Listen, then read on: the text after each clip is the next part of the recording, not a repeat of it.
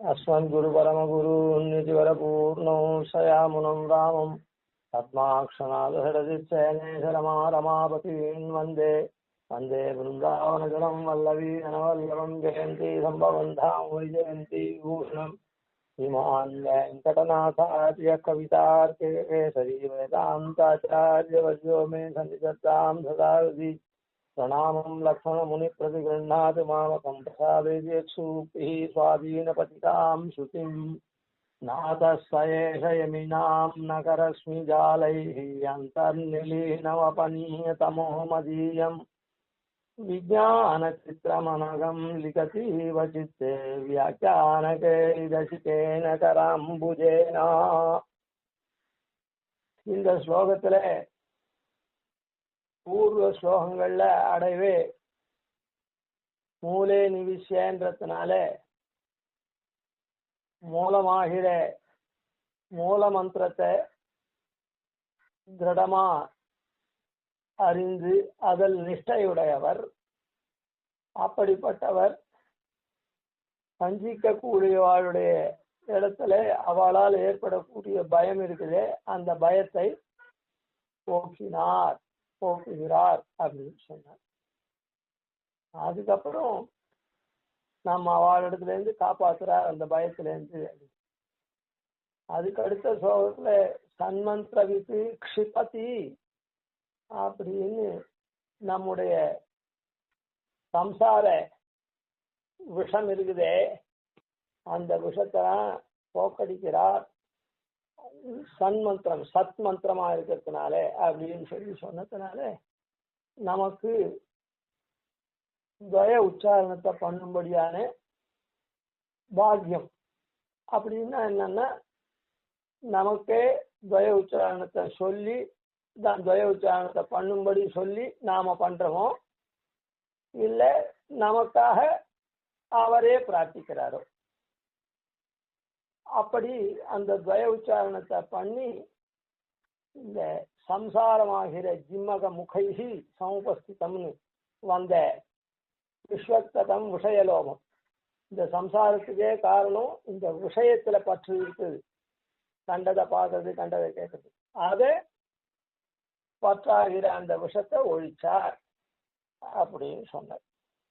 அந்த வரிசையில இந்த ஸ்லோகத்துல விஜயான சித்திரமனகம் லிகதீவ சித்தே, நம்முடைய சித்தத்துல விஜயான சித்திரம், அனகம் விஜயான சித்திரம், தோஷமற்றதான விஜயானத்தை சித்திர ரூபேன நமக்கு எழுதுறார்.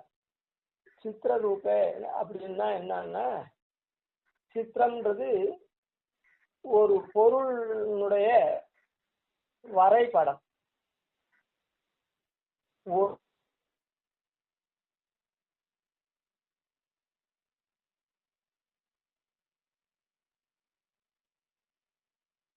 கிடையாது.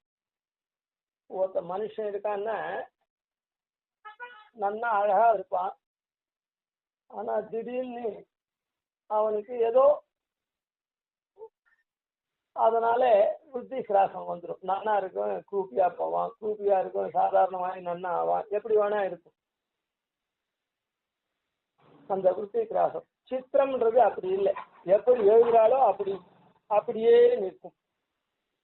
அதனால இந்த இடத்துல விஞ்ஞானமாகிற சித்திரத்தை நம்முடைய இதுல நெஞ்சில எழுதுறார், மனசுல எழுதுறார் அப்படின்னு சொல்லி, அது எழுதுறதுக்கு முன்ன அவர் என்ன பண்றார் அப்படின்னா, யமி நகரஸ்மி ஜாலை தர்ணீனம் அபநீயதம், நம்ம உள்ள இருக்கக்கூடிய உள் பொதிந்து இருக்கக்கூடியதான இருட்டு, அஜ்ஞானம் ஆகிற இருட்டு இருக்குதே, அத தன்னுடைய நக ரஷ்மிகள்னால, நகத்தினுடைய ஒளிக்கற்றைகள்னாலே அந்த அஜ்ஞானமாகிற இருட்டை அழுக்க போக்கடிக்க, அதாவது சித்திரம் எழுதுறதுக்கு முன்ன சுவர்ல எப்படி அழுக்க போக்கடிப்பாலோ அப்படி பண்றார் அப்படின்னு சொல்லி.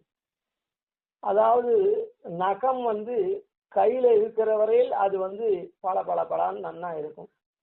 அந்த நகம் அதுக்கு மேலேயும் வளரும், ஆனா அந்த கை விரலோட ஒட்டிக்காத மேல வர நகரத்துக்கெல்லாம் அந்த பாலப்பள்ளி இருக்காது. ஆனா அதை வெட்டி கழிச்சு தள்ளிடுவோம். அதுக்கப்புறம் அந்த நகத்துக்கு ஒரு பெருமை இருக்காது. அது போல அந்த பகவானுக்கு அப்படின்னு நமக்கும் சரீரியா ஆத்மாவா இருக்கக்கூடிய அந்த எம்பெருமானுக்கு நம்முடைய செய்கையெல்லாம் அப்படின்னு சொல்லி பண்றது இருக்குதே, அது இந்த விரலோட ஒட்டின நகம் போல. நமக்குன்னு பண்றதெல்லாம் இருக்கு, அது அதுக்கு மேல வளர்ற நகம் போல. அது இல்லாத அந்த நகம் எப்படி போயிடுறதோ அது போல நாம வர்ணாசிரம தர்மங்கள் எல்லாத்தையும் சாஸ்திரத்துல சொன்ன ஆக்ஞா அனுக்ஞா கைங்கரியங்கள் எல்லாத்தையும் எம்பெருமானுடைய ஆராதனம்னு பண்ணணும். எனக்குன்னு பண்ணக்கூடாது. அந்த எனக்கு பண்றக்கூடிய யான் எனது அகங்காரம் மமகாரம் தான் நம்முடைய இருட்டு. அத்தை அவர் உள்ளுக்குள்ள இருக்கக்கூடிய இருட்டு அதை போக்கடிக்கிறார் முதல்ல. அதுக்கப்புறம் இந்த சித்திரத்தை என்னைக்கும் ஒரே மாதிரியா இருக்கக்கூடிய சித்திரத்தை எழுதுறார். அத அந்த இது பண்றதுனால பெருமாளுக்கு பூர்வ ஸ்லோகத்தில் சொன்னபடி நாம பரசமர்ப்பணம் நமக்கு பண்ணி வச்சுருக்கிறதுனால இந்த பரசமர்ப்பணத்தினால நமக்கு மோட்சம் சித்தம் இருந்தாலும் கூட நாம சாஸ்திரங்கள்லாம் வாசிச்சா சாஸ்திர ரீதியா அதெல்லாம் நன்னா தெரியும். அதாவது சரம ஸ்லோகார்த்தங்கள்லாம் நன்னா தெரிஞ்சுதுன்னா, சரம ஸ்லோகார்த்தம் என்ன முன்ன சொன்ன துவயத்தினுடைய அர்த்தம் அஷ்டாட்சரத்தினுடைய அர்த்தம் எல்லாம் நன்னா தெரிஞ்சுதுன்னா அந்த சந்தேகம் எல்லாம் வராது. நாமும் அத்தியந்த அறிவிலிகளா இருக்கிறதுனால நமக்கு அதுல சந்தேகம் வருது. அந்த அதாவது அக்ஞா அதனால என்ன பண்றாருன்னா அந்த விசேஷ ஞானம், அதாவது சரண்ய சரணாகத்தி சரணாகதனுடைய பிரபாவங்களை சொல்லக்கூடியதுதான் ரொம்ப விசேஷமான ஞானம். அந்த ஞானத்தை நம்ம இடத்துல சித்திரமா எழுதுற நான் உள்ளத்துல. அது எதனால் எழுதுறார்? வியாக்கியான கேலி ரசிகேன கராம்புஜேனா. வியாக்கியானம், அதாவது அந்த வியாக்கியானம் பண்றது ஒரு அவலீலையா பண்றார். விளையாட்டா பண்ணா எப்படி ஒரு காரியம் அனாயாசேன்னு இருக்குதோ சமம் இல்லாம அந்த மாதிரி பண்றார். அதையும் ராசிக்கத்தோட பண்ற அப்படின்னு. அதனால என்னன்னா இப்ப நமக்கெல்லாம் அறிவிகளா போந்த நமக்கு பரநியாசம் பண்ணிட்டார்.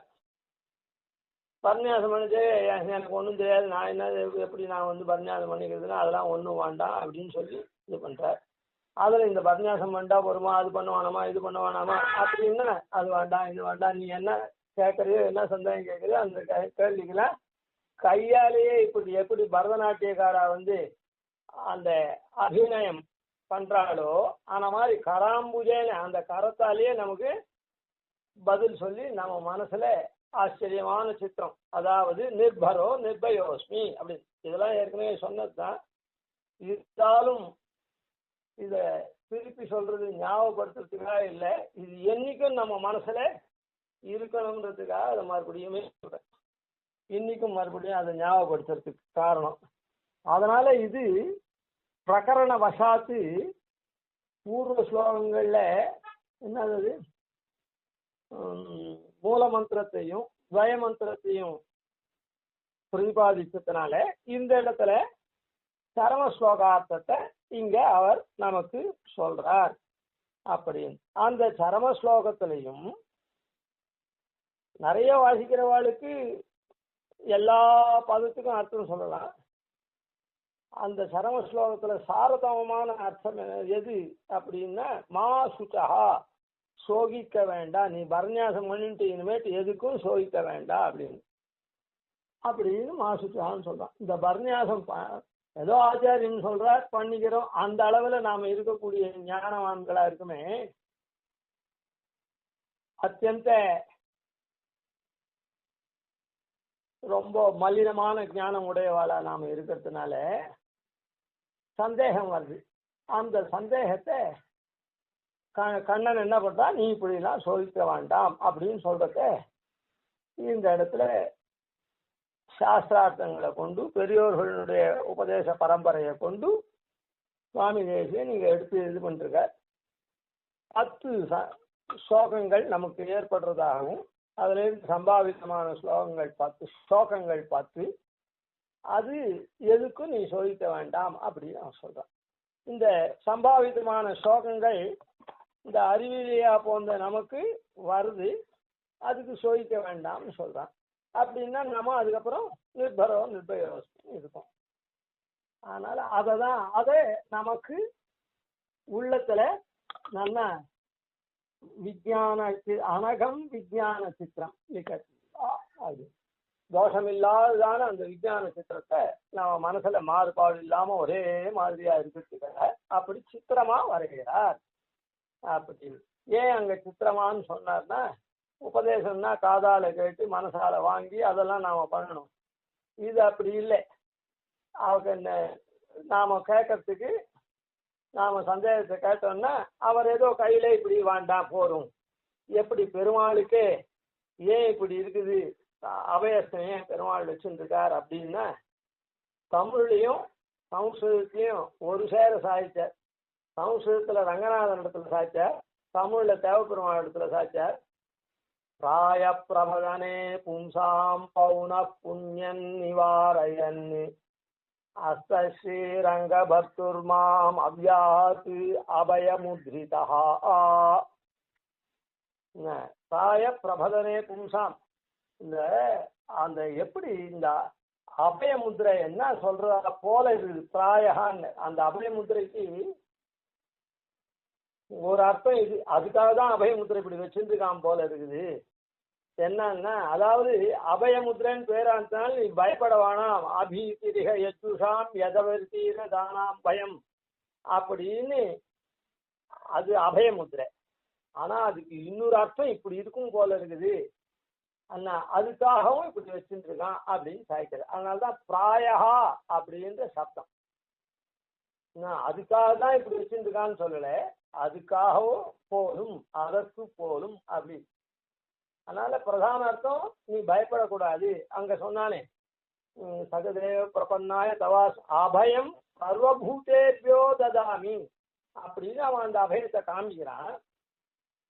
நீ எந்த பூதங்கள் இடத்துல இருந்தும் நீ பயப்பட வேண்டாம் அப்படின்னு காமிக்கிறான். ஆனா அதுக்கு இன்னொரு அர்த்தம், நீ ஒரு தடவை பிரபத்தி பண்ணிட்டியோ இல்ல அதுவே போதும். பிரபதனே பும்சாம் பௌன புண்ணியன் நிவார், நீ மறுபடியும் பிரபத்தி எல்லாம் பண்ணணுமான்னு வேண்டாம், அப்படி அந்த ஒரு தடவை பண்ணதே போரும் அப்படின்றத காண்பிக்கிறா போல இருக்குது அப்படின்னு சொல்ல. அதே மாதிரி தமிழ் பாசுரத்துல சொல்லட்டு தேவப்பெருமாள் இடத்துல உமதடிகள் அடகினேன் ஒரு கால் உரைத்தவரை அமையுமினி என்பவர் போல் அஞ்சலன கரம் வைத்து, உமதடிகள் அடகினேன்னு ஒரு கால் உச்சரித்து சொல்லிட்டாலே அதுக்கப்புறம் அமையும் போரும் இனிமேட்டு 2வது தொழிலாம் நீ பண்ண வேண்டாம், நீ பாட்டுக்கு போலாம் அப்படின்னு நீ பயப்பட வேண்டாம். அதான் அதுக்குதான் அர்த்தம் இருக்குது. என்ன அர்த்தம்? அபயம் சர்வபூதேபியோ ததாமின்னு. அதனால அதை தமிழை சாய்க்கிட்டே அபயம் சர்வபூதேபியோ ததாமிய தத்துவமாக அறுக்காதே அனைவருக்கும் அனைவராலும் அஞ்சேலன் அருள் கொடுப்பான் அப்படின்னு சாய்க்கிட்ட எல்லாருக்கும் அபயம் கொடுக்குறான். சரணாகதி பண்ணிட்டியா, நீ எப்பேற்பட்டவனா இருந்தாலும் பரவாயில்ல, உனக்கு நான் அபயம் அளிக்கிறேன் அப்படின்றான்.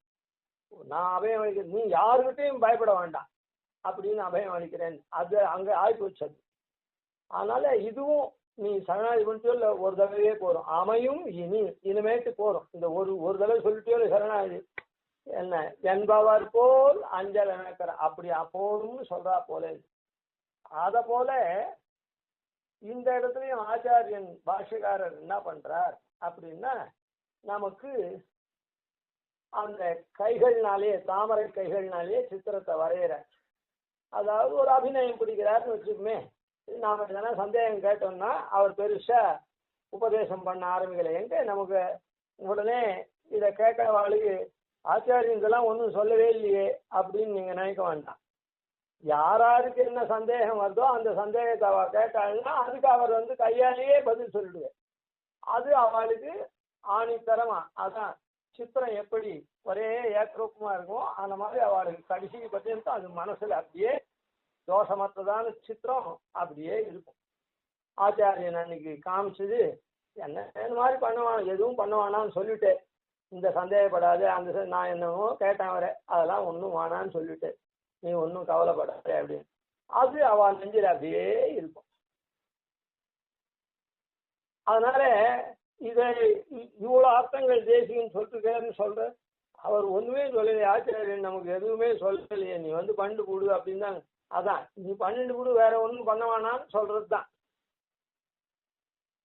அதனால யாராருக்கு என்ன சந்தேகம் கேட்கிறாரோ அந்த சந்தேகத்தில் நீ பயப்படாதே நீ ஒன்றும் பண்ண வேணாம் உன்னால முடிஞ்சதை பண்ண முடியாத விட்டு போயிட்டே இரு அவன் பார்த்துக்குவான் எல்லாத்தையும் அப்படின்னு ஏதோ இவ கேட்கறதுக்கு என்ன கேட்குறாளோ அதுக்கு அதெல்லாம் ஒன்றும் வேணாம் நீ அதை பற்றி கவலைப்படாது அப்படின்னு கையால ஒன்றும் வேண்டாம் அப்படின்னு கையாட்டுறேன்னு வச்சுப்போம். அதே தான் அவ்வளோதான். சரி அந்த மாதிரி இருக்கிறத இந்த இடத்துல அதை வகைப்படுத்தி 10 விஷயங்களா சுவாமி தேசிகன் இது பண்றார். அதில் இதுவரையில் 2 சேவிச்சிருக்கோம். அந்த 2 சுருங்க சொல்றேன். அதாவது இந்த சரணாகதி தர்மம் அதாவது சரணாகதி நாம அனுஷ்டிக்க போறோமே அது இன்னார் தான் பண்ணலாம் இன்னார் பண்ணக்கூடாது அப்படின்னு நியமமே இல்லை. அதாவது பிராமணால் தான் பண்ணலாம் அப்புறம் புருஷால் தான் பண்ணலாம் குழந்தை பண்ணக்கூடாது தெளிவா பண்ணக்கூடாது ஆஸ்பத்திரியில் இருக்கவும் பண்ணக்கூடாது தேசாந்திரம் போனவும் பண்ணக்கூடாது கர்ம பிரஷ்டம் பண்ணக்கூடாது விளைச்சம் பண்ணக்கூடாது அப்படின்னா அதுக்கு ஒன்றும் நியமமே கிடையாது. இவா தான் பண்ணலாம் அவா தான் பண்ணலாம். அது என்ன யார் பண்ணலாம் அது மோட்சமாகிற பலத்தை அடையணும் மோட்சமும் ஒரு பலம் இருக்குது அதை நாம பெறணும் அப்படின்ற எண்ணம் மாத்திரம் இருந்தா போதும். அதுதான் நம்மாழ்வார் சொல்லச்சே கூட செல்ல உணர்ந்தவர் செல்வன் தன் சீரன்னி கற்பரோ அப்படின்னு சொல்றாரு. அதாவது சாஸ்திரங்கள்லாம் கற்று நாம நன்னடக்க உடையவனா இருக்கணும் அப்படின்னு சொன்னா அவன் என்ன பண்ணுவான்னா கற்பார் ராமபிரானை அல்லால் மற்றும் கற்பரோ ஸ்ரீமத் ராமாயணத்தை சேவிச்சு ராமனுடைய சரித்திரத்தை சேவிச்சு என்ன நன்னடத்தையெல்லாம் தெரிஞ்சுண்டு அந்த மாதிரி இருப்பான். கற்பார் கற்கணும்னு ஆசை இருக்கே அவள்லாம் ராமபிரானை அன்றி மற்றும் கற்பரோ வேற எதனா கற்பாளா?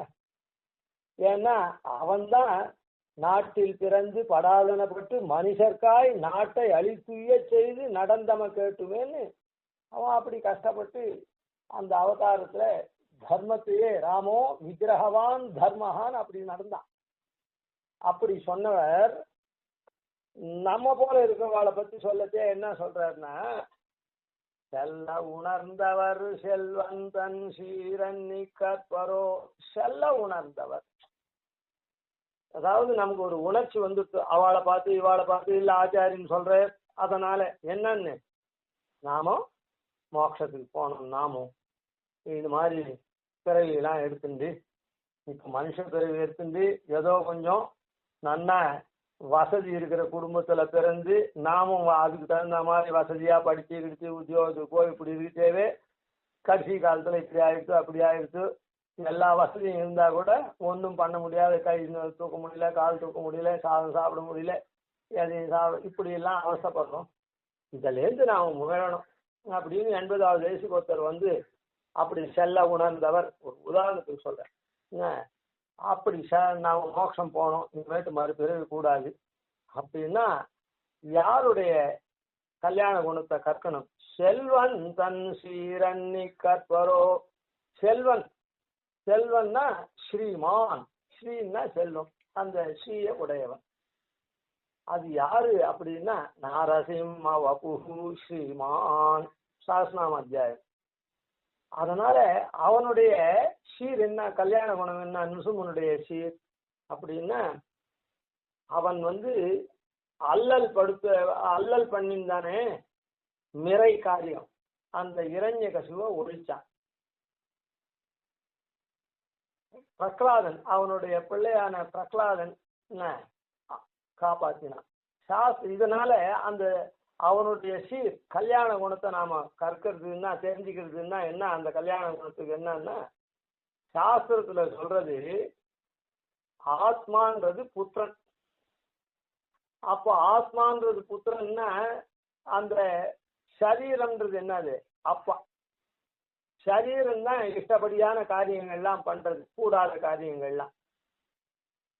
எதப்பி இப்போ நமக்கு ஞானம் இருந்தா கூட இன்னைக்கு ஏகாதசி உபவாசம் இருக்கணும்னு மனசுல நினைச்சிருந்தா கூட ஏதோ முடியாதவாளுக்காக பலகாரம் எல்லாம் பண்றாளே, அந்த பலகார வாசனை என்ன பண்றது, சரி நமக்கும் தான் முடியல, வயசாச்சு போனா போட்டு நாமும் ஒரு பிடி சாப்பிடுவோம் அப்படின்னு இந்த சரீரம் பாடுபடுத்துறது இருக்கட்டும். அதனால இப்ப என்னன்னா ஆத்மான்றது புத்திரன். புத்திரனை காப்பாத்தினா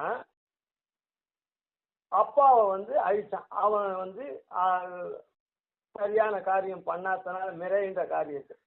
இப்ப இதுல இருந்து என்ன தெரியுதுன்னா ஆத்மான்றது ஆத்மாவை காப்பாத்தி சரீர அல்லல் செய்யக்கூடிய சரீரத்தை ஒழிச்சு ஆத்மாவை காப்பாத்துறான்னு அர்த்தம். அல்லல் பண்ணக்கூடிய சரீரத்தை ஒழிச்சு அதுதான் செல்வனுடைய சீர், நாரசிம்ம ஒப்புவா இருக்கக்கூடிய அந்த எம்பெருமான்.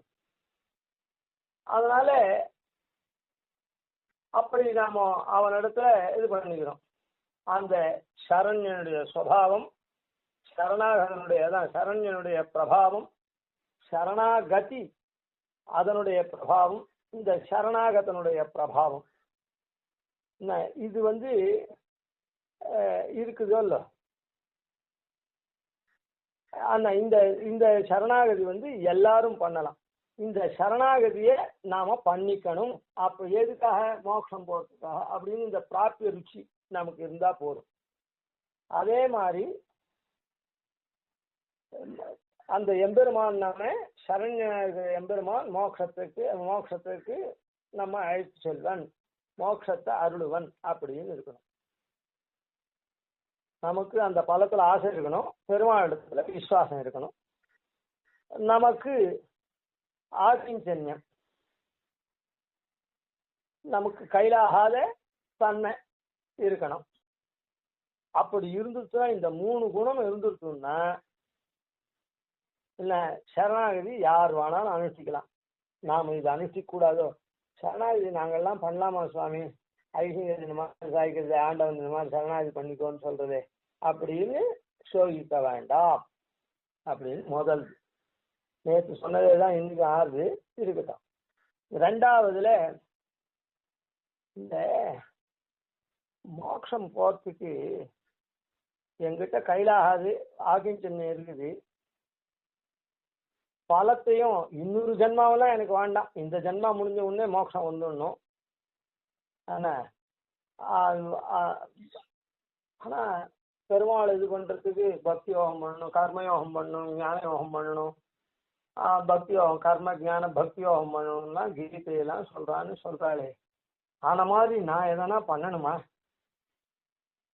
அப்படின்னு அது எதனா பண்ணாதான் அதெல்லாம் எனக்கு ஒண்ணுமே பண்ண தெரியாது, ஒரு சந்தியாவந்தனமே பண்ண தெரியாது, எதுவுமே எனக்கு பண்ண தெரியாது. அவள்லாம் ஜாக்கிரதையா பண்ணச்சேவே தவறு நிறுந்துட்டுன்னா அப்பப்போ பிராயசித்தமெல்லாம் நிறைய பண்ணி பெருமாளை தியானம் எல்லாம் பண்றோம். அந்த மாதிரி நான் எதனா பண்ணாதான் எனக்கு மோட்சம் வருமா அப்படின்னு சந்தேகிக்க வேண்டாம். ஒண்ணுமில்லை, இந்த சுலபமான சரணாகதியை நீ பண்ணிடு. அது மாதிரி ஒரு சந்தேகம், ஆச்சாரியன் சரணாகதி பண்ணிக்கோன்னு சொன்னா அதெல்லாம் அப்படி பண்ணணும், பெருமாளை போற காலத்துல நினைக்கணும், அப்படி இப்படின்லாம் சொல்றாரு. நான் கண்டாவரோதனம் ஏதோ ஸ்மரணம் குதஸ்தேன் எங்க அப்பா ஏதோ ஒரு முகுந்த மாலை சொல்லி வச்சிருக்கேன், அதுல நான் போகத்தே எப்படி நான் நினைக்க முடியும் ஒன்ன என்ன, அத்யைவமே விசத்து மானசராஜம்சான்னு இப்பவே நான் ஒன்னு திருவடியில அறிஞ்சிடுறேன். கிருஷ்ண துவதீய பத பங்கஜ பஞ்சராந்தம் அத்யைவமே விசத்து மானச ராஜஹம்சா பிராண பிரயாண சமயே கபவாத பித்தகி கண்டாவரோதனம் இதோ ஸ்மரணம் குதஸ்தே அப்படின்னு ஆழ்வார் முகுந்து மாலையில கோசேர ஆழ்வாரே சொல்லிருக்காரு. இப்பவே திருவடி நான் அடையிறேன், அந்த சமயத்துல ஒன்னு நினைக்க முடியாதுன்னு சொல்லியிருக்காரு. அதெல்லாம் பெருமாளை இப்ப உன் திருவடி அடையிறேன் அப்படின்லாம் சொல்லிருக்காரு. ஆனா நான் வந்து இன்னைக்கு திருவடி அடைய முடியுமா? நான் திருவடி அடையிறேன்னு சொன்னதுக்கு ஆர்த்த பிரபத்தி இல்லை, அது சொல்றேன்.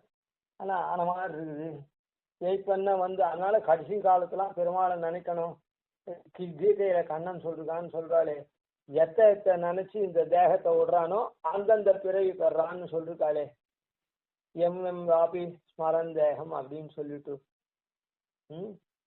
அதெல்லாம் வந்து அப்படின்னா நீ அதெல்லாம் ஒன்றும் பண்ண வேணாம். நீ எந்த உபாயமும் பண்ண வேணாம். நீ என்ன, உனக்கு வந்து ரொம்ப கணக்காலத்துல முடிக்கக்கூடிய ரொம்ப சுலபமா செய்யக்கூடியதானே உனக்கு சொல்லி வைக்கிறேன். நீ சொன்னா சொல்லு, இல்லைன்னா அதுவும் முடியலையா நானே சொல்லிக்கிறேன். நீ வந்து ஆஸ்பத்திரியில் படுத்துருக்கியா இப்போ திடீர்னு, இப்போதான் உனக்கு உடனே சரி நானே பண்ணிடுறேன், நீ ஆஸ்பத்திரியிலே படுத்துன்று. தேசாந்திரத்தில் இருக்கியா, இன்னும் 2 வருஷத்துக்கு அங்கேருந்து வர முடியாதுன்றியா, அதனால 2 வருஷத்துல யாருடைய நிலைமை எப்படியோ அப்படின்னு சரி பரவாயில்ல நீ அங்கேயே தேசாந்திரத்திலே நான் பண்ணி வச்சுடுறேன் இப்படின்னு நான் பண்றதுக்கு ரொம்ப எளிது. அதுக்கப்புறம் இதை திருப்பி எதனா பண்ணணுமா, ஒன்றும் பண்ண வேண்டாம், ஆவர்த்தியே பண்ண வேண்டாம். இல்லை வேற எதனா காரியம் அதுக்காக நான் பண்ணணுமா, நான் அங்கேருந்தே இது பண்ணிட்டேன். என்னது அமெரிக்காவிலேருந்தே நான் வந்து இதோ பரநியாசத்துக்கு பிரார்த்திக்கிறேன், இந்த கோவிலில் போய் அன்னைக்கு நான் அந்த சமயத்தில் ஐசிங்க இங்கே பரநியாசம் அந்த 9 மணி வாக்கில் நான் எதனா இங்கே பண்ணட்டுமா, எல்லாம் ஒன்றும் வேண்டாம், எதுவுமே இதுக்கு வேண்டாம். என்ன கேட்ட காலத்தில் இது பலன் தந்துடும். எந்த பலனை கேட்குறோமோ அந்த பலன் எல்லாத்தையும் தரும். அதனால நீ வந்து இதை பண்ணட்டுமா அதை பண்ணட்டுமான்னு இது ஏதாவது எதிர்பார்க்கறதான்னு நீ அலைய வேண்டாம் அப்படின்னு 2 சொன்ன. 3வது, இப்படி லகு உபாய மாத்திரத்தாலே வசீகார்யனாய் பலப்பிரதானம் பண்ண இருக்கிற சரண்யன் சர்வ சுலபனாய் விஸ்வசனீயதமனாய் பரமகாருணிகனாய் நிரங்குஷ சுவாதந்திரனாய் இருக்கையாலே சித்தோபாயத்தை பற்ற சோகிக்க வேண்டா. சாமி நீ சொல்றதெல்லாம் சரி, எனக்கு இன்னும் ஒரு சந்தேகம். அதாவது நான் நேற்று வரையிலும் போகாத கோவில் கிடையாது. எங்க கோவில் இருக்குதோ ஒரு தொழக்கூடிய, அது மசூதியா இருந்தாலும் சர்ச்சா இருந்தாலும் அம்மன் கோவிலா இருந்தாலும் பிடாரி கோவிலா இருந்தாலும் சிவன் கோவிலா இருந்தாலும் பெருமாள் கோவிலா இருந்தாலும் எதுவாக இருந்தாலும் நான் கையை ஒத்துண்டு கையை கூப்பிட்டு தான் போயிருந்தேன். அதனால பெருமாள் வந்து எனக்கு இப்படி மோட்சம் கொடுப்பானா, நான் அவங்ககிட்ட சரணாகதி பண்ணாமா அப்படின்னு கேட்காத. ஒன்றும் அப்படின்னு ஒருத்தர் சந்தேகப்பட்டு கேட்கறா, சம்சயப்பட்டுன்னா இந்த உபாயம் ரொம்ப எளிதான உபாயம். இந்த உபாயத்தை பண்றதுக்கு முன்ன நீ எப்படி இருந்தேன்றதை பத்தி இல்லை. இந்த உபாயத்தை ஸ்ரீமன் நாராயண சரணம் பிரபத்தே ஸ்ரீமதே நாராயணாய நமஹான்னு உன்னை சொல்லி வச்சு நீ சொல்றியோ இல்லை நீ எங்கன்னா இருந்துட்டு நானே உனக்காக சொல்லணும், எதை பண்ணாலும் அவன் வசீகாரன் ஆயிடுறான், அவனால வசப்பட்டவனா பெருமாள் ஆயிடுறான். அப்படி வசீகாரன் ஆகி பலப்பிரதானம் பண்றான், சரண்யனா இருக்கான். அவ்வளவு சுலபன் எம்பெருமான். அதனால அவன் எதனாலையும் தடுக்கப்பட மாட்டானா யாராலையும் அப்படின்னா, யாராலையும் அவன் தடுக்க மாட்டான். அதனால அவனை ரொம்ப ரொம்ப நம்பலாம். ஏன்னா மாமேகம் சரணம் வஜா அகந்தா சமபாபேபியோ மோக்ஷ ஈஷானின்னு சொல்லிட்டான். அதனால இந்த சின்ன உபாயத்தினால அவன் ரொம்ப வசீகாரணியாகி பலப்பிரதானம் பண்றான். அவன் நம்பறதுக்கு ரொம்ப தகுந்தவன், மிக மிக நம்பறதுக்கு உரியவனா இருக்கான். அதோடு மாத்திரம் இல்லை, அவன் ரொம்ப கருணாவானா இருக்கான், மிக மிக கருணாவானா இருக்கான். நம்மலாம் படைச்சதே அதுக்குதான். என்னைக்கானா ஒரு நாளைக்கு இவனுக்கு கை காலெல்லாம் கொடுத்தா நம்ம சேவிக்க மாட்டானா, நம்ம வந்து அடைய மாட்டானா, மோட்சத்துக்கு வர மாட்டானா அப்படின்னு தான் இந்த சிருஷ்டி எல்லாமே பண்றான். ஒரு தடவை ஏதோ சிருஷ்டிச்சா மனுஷனா மாடா ஆடா பாபத்துக்கு தகுந்த மாதிரி மனுஷனா சிருஷ்டிச்சான்னா அப்ப சரணாகதி பண்ணலன்னா உடனே அவனுக்கு கோபம் வராது. சரி இன்னொரு தடவையாவது இப்படி இந்த பிறவியில் அடுத்த பிறவியில் சென்னாவிலும் கண்டு சன்மம் கழிப்பான். இப்போ இல்லைன்னா அப்போ, அப்போ இல்லைன்னா அப்போ, என்னைக்கோ ஒரு நாளைக்கு இந்த ஜன்மத்தை கழிப்பான். இந்த பிறவியில் இல்லைன்னா அடுத்த பிறவி அப்படின்னு மாறி மாறி நம்ம இது பண்ணோம். அப்படி பரம காருணிகனா இருக்கக்கூடியவன், நிரங்குச சுவாதந்திரியனவன். அவனை தடுப்பாரே கிடையாது. அவன் ரட்சிக்கணும்னு ஆரம்பிச்சுட்டான்னா, நீ ஏன் இவனை ரட்சிச்ச, இத்தனை நாளா இவன் இவ்வளவு தப்பு பண்ணிருக்கானேன்னு யம தர்மராஜனோ இன்னொருத்தரோ சொல்றேன், யாரும் வந்து கேட்க முடியாது. இவன் என்னை நேற்று அடிச்சான், உதைச்சான், என்னுடைய பணத்தை திருடிட்டான், அபகாரம் பண்ணிட்டான், இவ்வளோ இதுவன், ஆனால் நீ எப்படி இவனுக்கு மோட்சம் கொடுக்கலாம் அப்படின்னு இவனை தடுக்க முடியாது. யாரும் அங்குஷம், யானை எப்படி அங்குஷத்தினால யானை அடக்கலாம்னு சொல்லுவா, அந்த மாதிரி இவனை அங்குஷத்தினால அடக்கிறவா யாரும் கிடையாது. நிரங்குஷம் இவன், சுவாதந்திரன், சுதந்திரத்தன்மை இருக்கிறது மாத்திரம் இல்லை, இவனை அடக்கவாரே கிடையாது. அப்படிப்பட்ட சித்தோபாயமா இவன் இருக்கான். நீ சரணாகதி பண்ணிட்டா, நீ இந்த கம்பெனி ஏற்பட்டது இந்த இடத்துல எதுக்காக அப்படின்னா, இந்த ரிமோட் ஏரியாவை உத்தரிக்கிறதுக்காக தான். இந்த ரிமோட் ஏரியாவில் இருக்கிற ஜனங்களை மேலுக்கு கொண்டு வரதுக்காக தான் இந்த கம்பெனி ஆரம்பிச்சிருக்கு. இந்த கம்பெனிக்கு பெல்ட் ஏரியா இவ்வளோ இருக்குது. நீ அந்த பெல்ட் ஏரியாவில் இந்த சரௌண்டிங்ஸில் இருக்கவா யார் அப்ளிகேஷன் போட்டாலும் இந்த கம்பெனியில் அவளுக்கு தகுந்த வேலை கட்டாயம் உண்டு.